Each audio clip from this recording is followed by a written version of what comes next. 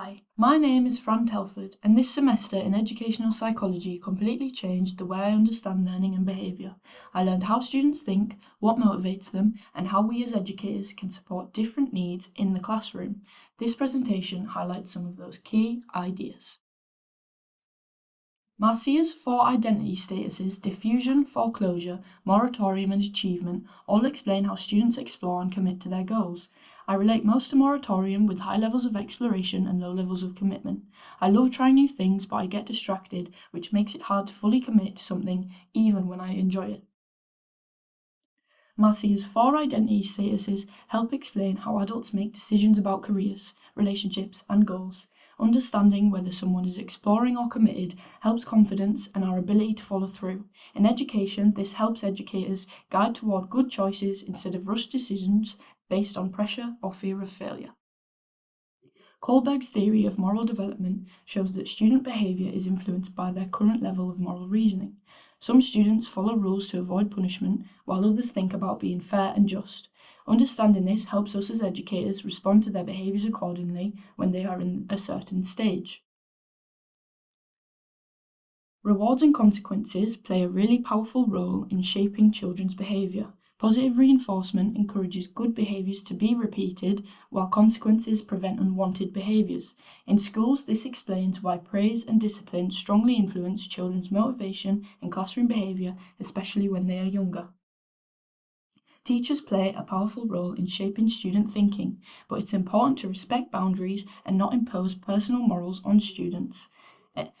Educational psychology stresses supporting students' own identity, values, and critical thinking so they can develop their beliefs independently in a safe, respectful learning environment. Skinner's theory of operant conditioning explains how learning happens through reinforcement and, in particular, association. When students are rewarded for correct responses, connections strengthen. For example, learning cat and being rewarded helps students quickly apply that pattern to bat and sat through repeated practice and the want of a reward.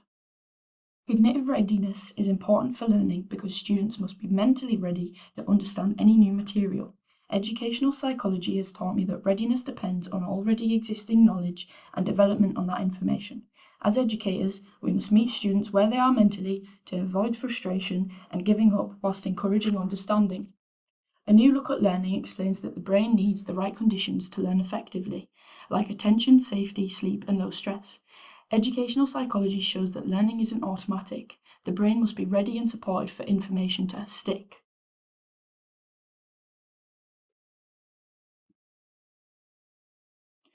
For healthy brain growth, children need these specific conditions. Stress, neglect, and lack of stability at home can stop learning and development.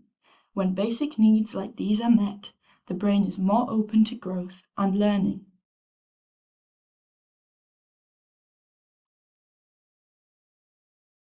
In Rita's TED Talk, Every Kid Needs a Champion, she says that students need someone who believes in them before they can believe in themselves.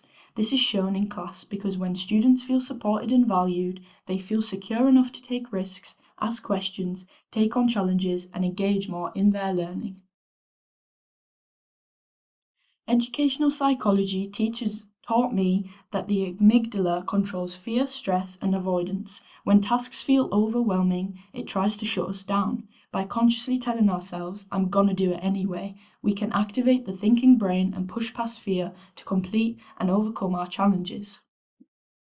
The lizard brain is only the size of 2 almonds, yet it controls our fight, flight, and freeze response. In educational psychology, we learnt this is why fear and stress can overpower learning. When the amygdala is triggered, the brain shifts from thinking to surviving. Educational psychology teaches that doing the easy thing is tempting, especially when the brain wants to comfort and safety, but real growth does take effort and self-discipline. We need to teach students that choosing the harder option builds strength, confidence, and success for a longer time than the easy path does.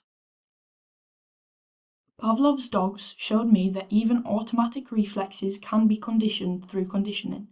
This highlights how students' responses, like motivation or attention, can be shaped by reinforcement, showing that learning is not just knowing things, but it's also about changing our bad behaviors and habits.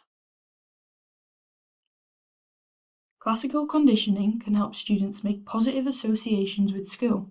By joining fun experiences, praise, or rewards with learning, educators can make school feel motivating and safe, encouraging better engagement, participation, and hopefully a love for learning. Positive experiences in the classroom are needed for student growth. Even when challenges happen, focusing on the silver lining helps students build resilience and persevere by seeing setbacks as opportunities for learning rather than one of their own failures.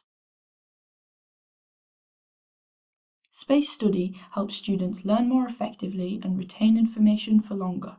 By spreading out practice over periods of time instead of cramming the night before, students strengthen memory, get better understanding, and help long term academic success. Positive experiences and consistency help classroom management. When students know what to expect in class time and they feel supported, they are engaged, behave better, and develop self discipline, making a learning environment where everyone can succeed. Understanding the psychology behind learning, I can now teach more effectively and help guide my students with confidence. By applying principles like positive reinforcement, classical conditioning, and space study, I can create a supportive environment that fosters growth, engagement, and lasting success. Thank you.